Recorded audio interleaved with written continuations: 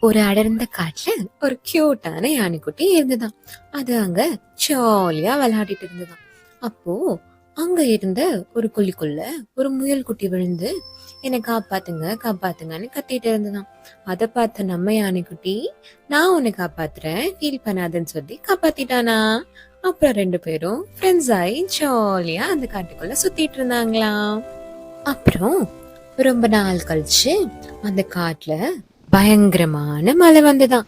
அந்த மலையில வந்த வெள்ளத்துல நம்ம யானைக்குட்டி மாட்டிக்கிட்டானா. மாட்டிக்கிட்டு நம்ம எப்படி இதுல இருந்து தப்பிப்போம்னு தெரியாம ரொம்ப பயந்து போயிட்டானா.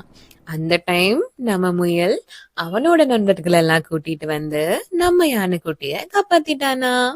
அப்புறம் எல்லாரும் அந்த காட்டுக்குள்ள ஜாலியா இருந்தாங்களாம். So the moral of the story is, நம்மனால முடிஞ்ச ஹெல்ப்ப மத்தவங்களுக்கு பண்ணணும். அதுதான் நல்ல பழக்கம்.